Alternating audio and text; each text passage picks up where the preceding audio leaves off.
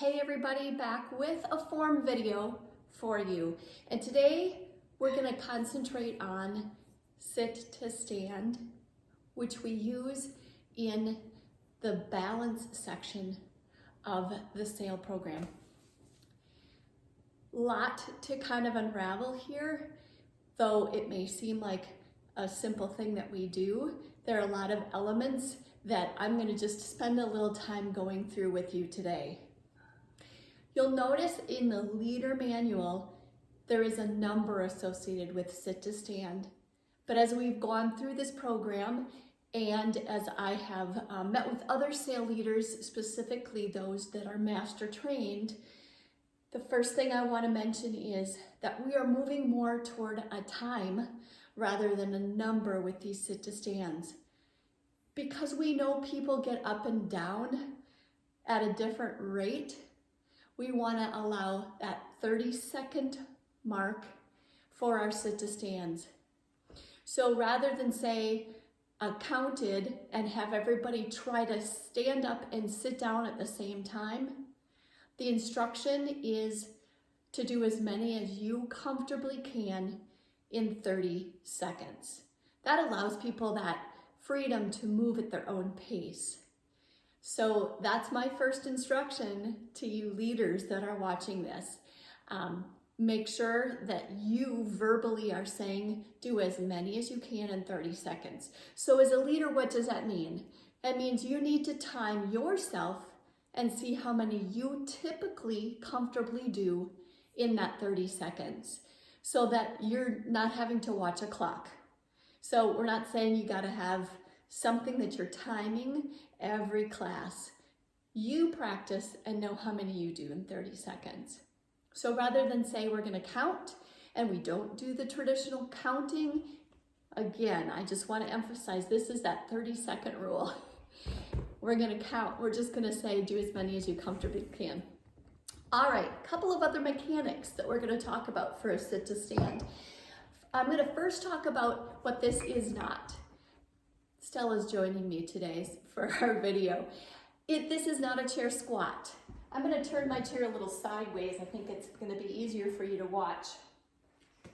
A chair squat means I'm just sticking my back end out. I'm gonna go down to the chair and then I'm gonna stand back up. And in the past, we've done these and we've said, oh, let's see how many we can do, these chair squats. A sit to stand is not a chair squat, okay? So for sit to stand, proper mechanics, feet shoulder width apart. You want to make sure you're a distance away, not too close to the chair. You want to be a little bit in front of that chair. I'm gonna sit down. I'm gonna sit into that chair. I'm gonna come back to a 90-degree angle. This is all about my hips and building this upper leg strength.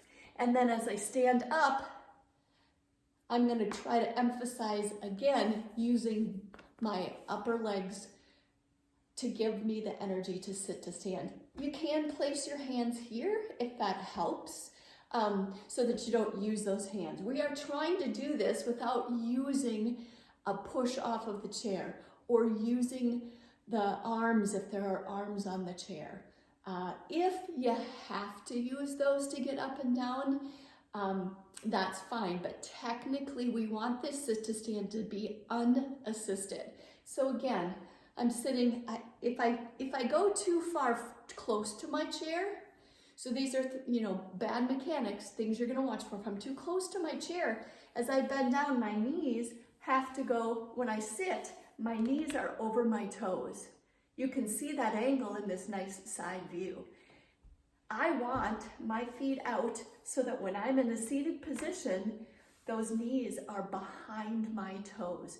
So a good thing to do in a class is to take a few minutes, have everybody sit down to the front of their chair and see where their feet are so that they can be in that position.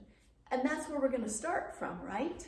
So in order to stand then, I need to push my body out over my knees, use my upper body to stand, sit down, 90 degrees. So I'm gonna do a few here. Up, down, back, and up, down, back, forward, push. Okay, couple of other mechanic things to watch for. What you're gonna see too often is as somebody leans forward to do the stand portion, their body is gonna go forward over those knees.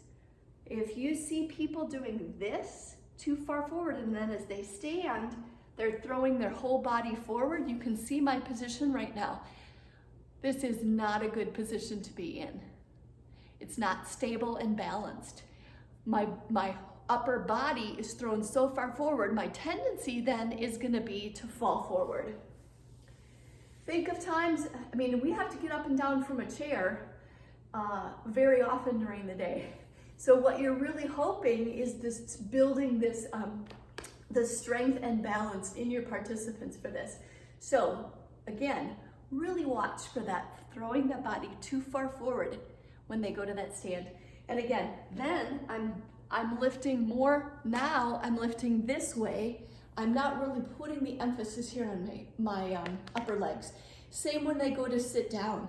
If they're sticking their body out real far to the point that their body is now in this position before they sit down, again, this is a bad balance position for me to be in. And this is so often, and in the example of bathrooms, the number of times older adults are falling, getting up and down from the toilet because when they go to stand, they're number one, their feet are probably too tucked underneath them instead of out in front, and they're throwing their whole body forward before they try to stand up. Emphasis here. I'm really going to challenge each of you, if you are leaders watching this, even if you're participants, take a slow time to practice through this. But as leaders, take a few minutes during a class and slow down and say, today we're going to do a little bit of education on our sit to stand, and go through so people can see and feel if they're doing this properly or improperly. So again, as I go to stand, knees behind my toes, as I move forward, I want to keep my body more erect. Sometimes putting your hands on your chest helps. If you think, keep your chest high, those hands shouldn't be facing all the way down. And before you stand up, you should not be looking at the ground. You should be looking across the room. Up. Same as I go down now, I want to keep my chest high and back. Up. Yes, you have to lean back a little, but again, watch that it's not more about using the waist and bending at the waist before you stand up. And again, the same thing. Watch, it's not a bend at the waist before I sit down. My whole body is lowering. I'm in this crouched position. My body's lowering. I'm not bending at the waist first and then sticking my butt out. Again, who would have thought we can spend this much time to just do those sit to stands slowly? Exactly why I wanted to spend a few minutes with you here today to go over those proper mechanics. I hope that you've found that helpful. As always, if you have questions about this, be sure and contact me or one of our other active aging programs administrators to talk about the proper way to do a sit to stand. All right, 30 seconds, everybody. That's all it takes with good mechanics. Thanks for watching. Bye-bye.